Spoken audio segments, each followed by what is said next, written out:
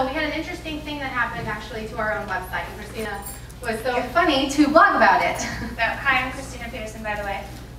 Yeah, so we just put our website up here. So just a couple days ago, so you can see we have a blog here. Just a couple days ago, we got hacked.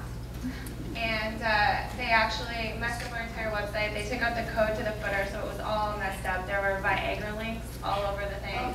It had links on all of our marketing services. If you clicked on web design, it would go to the Viagra page.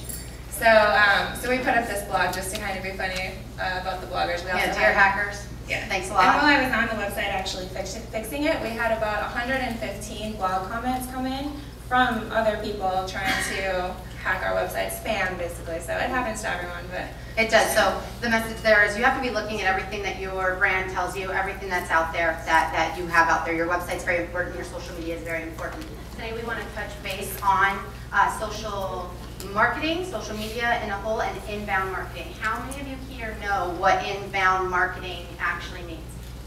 Anyone? Does anyone here know what outbound marketing is?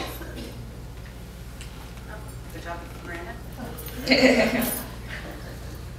Well, outbound marketing means that it's the more traditional TV ads, radio, everything that sells to you, so direct to you. So here I've got a shirt, I've got a shirt, I've got a shirt. Inbound marketing is all of the indirect, which is the social media revolution at hand right now. So everything that we're doing on the web, all the interactions that we're having, that is indirect. That's, hey, I'm over here, I have a brand out of the Oak Window Center, and I have 125 people checking in, but I'm not selling you anything. You're coming to me and you're saying I like you. It's all about having a conversation. It's about dynamic content. It's about getting out there and just giving people what they're already looking for. Exactly. So how many of you have a Facebook page? For your personal? Is it a personal page that we all have? Personal. What about a business page? How many of you knew that you could have a business page? Not many. Okay. We're going to show you a quick little video. Tells you a little bit about facts, and then we're going to go into just a little bit more about what personal pages can do, and then what business pages can do, because there's a huge, I think, gap between that, and we were just asked about that. So, all right. And if we can turn the lights.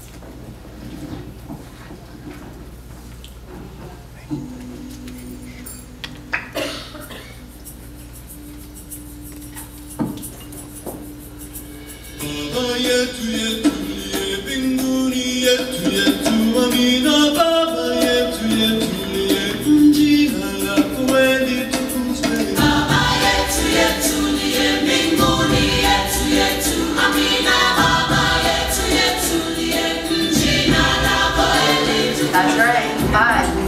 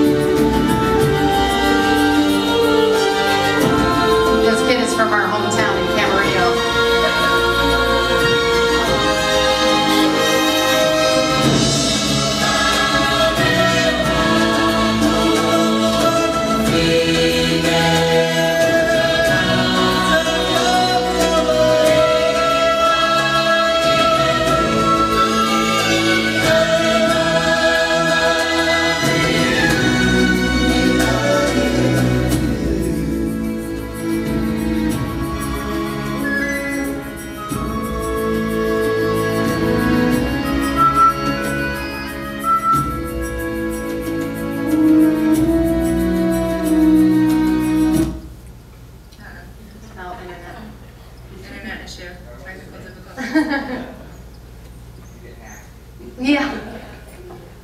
Well, what that's going to say is 90% of consumers actually believe peer review over advertising. Come on. All right. Wow. Well, you get the idea.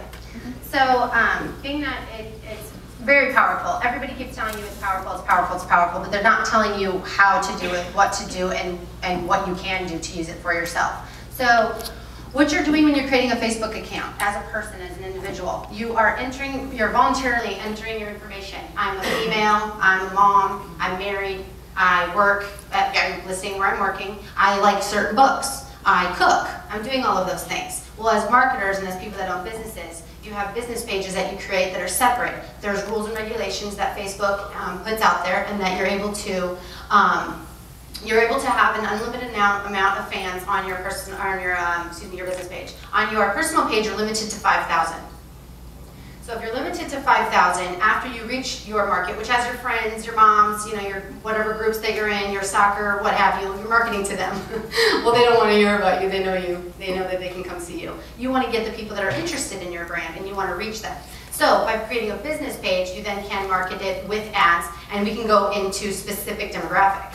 If I want to list a property, for instance, I can go and find educated people that have graduated college between the ages of 25 to 65 that live in Henderson, Nevada. I can pinpoint that direct on Facebook, and I can get a paid per click advertisement which appears on the right side of the screen. Has everyone seen that? Mm-hmm. They're directly marketing to you. And yeah, so not only that, with that you're also going to get the analytics behind it. So you're going to get to see how many people are coming to your page, how many of them are new visitors, how many of them are return visitors, how many impressions you get, how many click-throughs. You can measure your conversion rates on whatever your campaign is. So it's a really powerful tool, and it's really important to have a business page. A lot of people, so this is a common myth, we just kind of put this up here because even in Jared's intro, he was talking about the guy posting the thing about his tuna sandwich.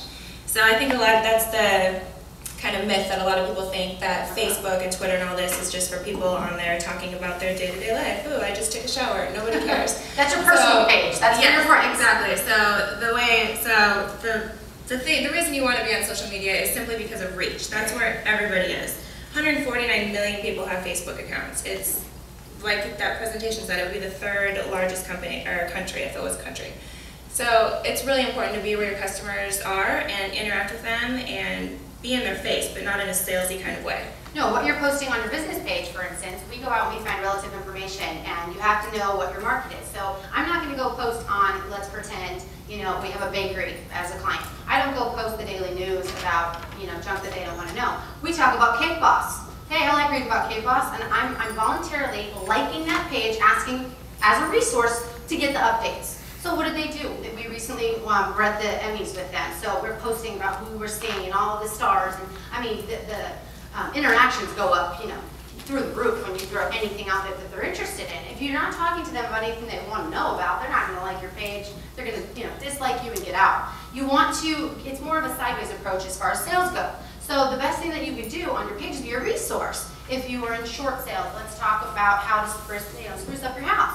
Let's talk about the little details on HGTV and what the latest and greatest things are. You post links on your page, and then you get interactions. You ask questions. I would go to somebody's page off-site, and I would say, "Hey, Susie, do you like my site, or do you like my house, or what's going on?" If I looked at Christina and I said, "Hey, Christina," nothing. "Hey, Christina," nothing again. I'm going to be like, "There's no interaction. That's not marketing. That's not a conversation. We want to have a conversation with you. We want them to come back, talk to us, ask us questions." When you're off page, that means not on your page, on somebody else's business page or somebody else's personal page. You want to put your brand out there, that nice shiny little logos that you see up here. You want to put those out there, and you want to talk to them, ask them questions, and get them back to you. That's what you want to create a conversation. So for Twitter, how many of you have Twitter? That's cool. Oh, look at that. How many don't understand Twitter and think it's ridiculous? Yeah. Oh, I love you people. That's the thing, haters. If you don't use Twitter, you don't understand it, and that's the whole thing. But it actually is very beneficial for business. Actually, 42% of companies that use Twitter for their business acquire new customers from it, and that's been proven. We've acquired new customers from it. We have a boxing gym that we promote, and we built them a Twitter. He had no idea. He was doing like the Groupon ads and doing a lot of like paid advertising kind of stuff that just wasn't really working. But he did. We did Twitter for him, and he got a customer like the first 3 days we had his Twitter account up. So people, I mean, it's all about having a conversation. You can go on there and you can they can tweet at you and ask a question like, hey, what are your rates? How much is your monthly fee at your gym or whatever? And But you gotta be listening. You gotta be listening, yes. So the other portion of social marketing and everything that has to do, are you listening to them? Are you listening to them? And even if it's a negative review, what did you do to change their mind? With the internet, it can go live very quickly. If it's bad, most likely people believe what their friends are telling them. So back in the day, you would tell 10 people about a bad experience. You would tell one about a good one.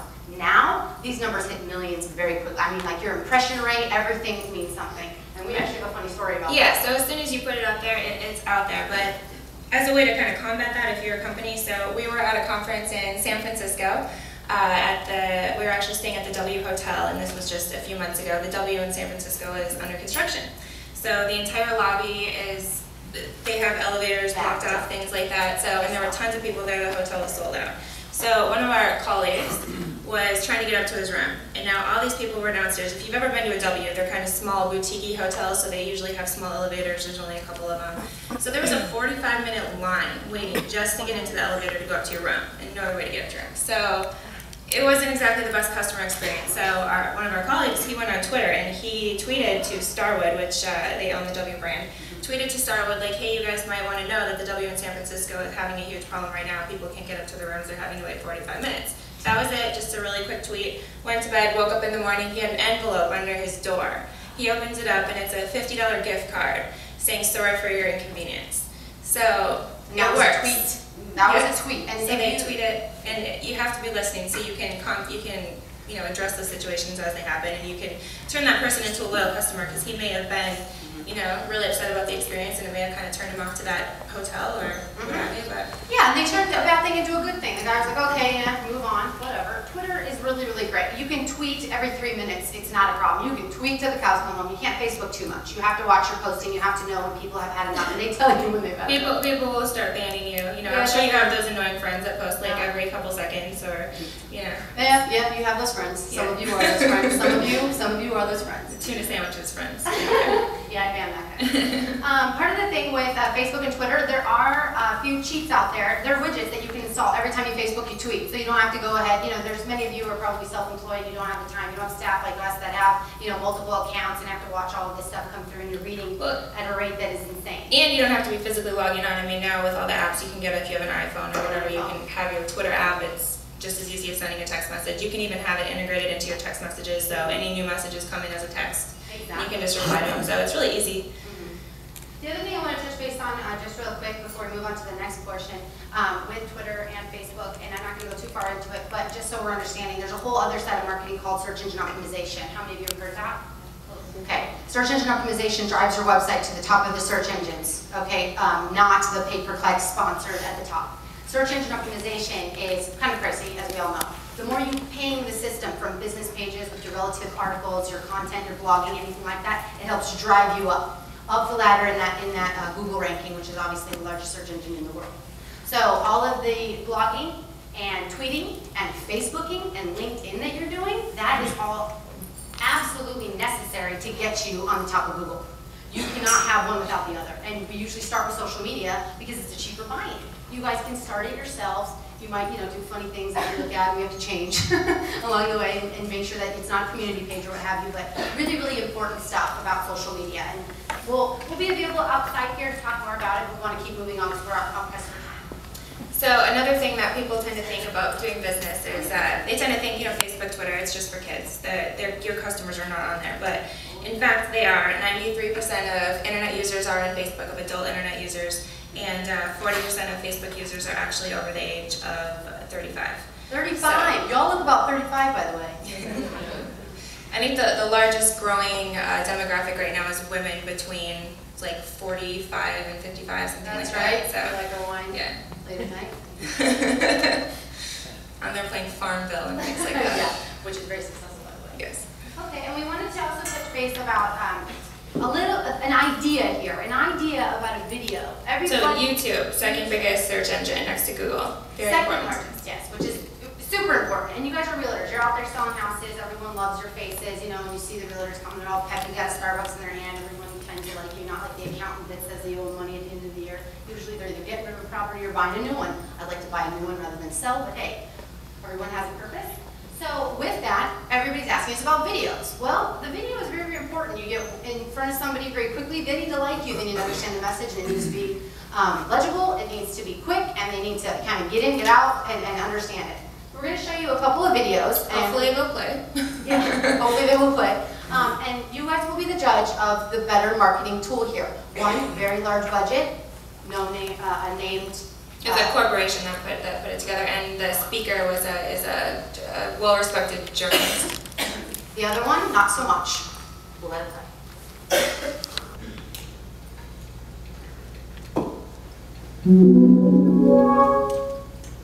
Well, I mean, that's part of the problem. Who do they get their information from, and how good is it? And when you look at the White House of George W. Bush or Barack Obama, who brings in the data, their stature and importance and leverage is increased. So that's something the president or CEO or leader has to be very careful about and make sure they get anybody like him so far? Paths Bored? of obtaining data. Anyone even know what he's saying yet?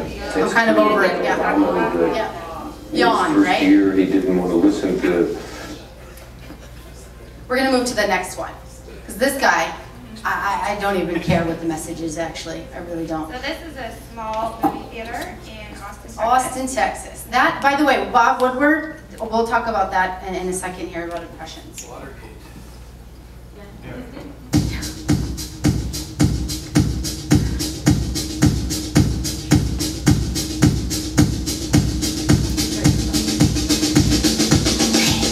Yeah, I was wondering if you guys actually enjoy treating your customers like pieces of because that's how I felt when I went to the Alamo Draft House. Okay? You know what? I didn't know that I wasn't supposed to text in your little crappy theater. It was too dark in that place for me to find my seat, alright? I was using my phone as a flashlight to get to my fucking seat. So excuse me for using my phone in USA, in the United States of America, where you are free to text in a theater. I was not aware that I couldn't text in your theater, alright? I texted in all the other theaters in Austin, and no one ever gave a about what I was doing on my phone, alright? And they were both silent. It wasn't on loud, it wasn't bothering anybody. You guys obviously were being with me, and I'm sure that's what you do, you know, to rip people off. You take my money, and then you throw me out. You know, I will never be coming back to your Alamo Draft House or whatever. I'd rather go to a regular theater where people are actually polite. And, you know, I'm going to tell everyone about how you are. And I'm pretty sure you guys would be assholes on purpose. So thanks for making me feel like a customer. Thanks for taking my money. Alright. Okay, so I apologize for the bleeping, but you get the message. Obviously, this was the cheaper video. Clearly. The Alamo Draft House, that got 12 million hits. I'm sorry, 2.5 million hits on YouTube. The other one Bob, only had 1,300. 1,300 hits, Bob. Do I care about Bob? No, we don't. I don't even know what the message was. But I'm going to the Alamo Draft House. I'm going to the Alamo Draft House when it's awesome, I'm telling you that. So, I mean, and you know, just to recap a little bit for you, that is social media, that is inbound marketing, that is it at its best. So you have to think outside the box, you have to get in front of your people, you have to interact with them, talk to them, let them know that you're there. I mean, the short sales, I'm sure this is very difficult for those families to deal with. You got to like come at them lighthearted, let them know that you're a resource, that you're not just like a number and all of that. You want to make sure that those people feel that, you know, you're helping them, and they're going to refer you out to other people. That's what this business is. You're referral based. What better tool to use than social media? And we'll be outside here if you guys have any questions for us. We're going to turn it over. Thank you.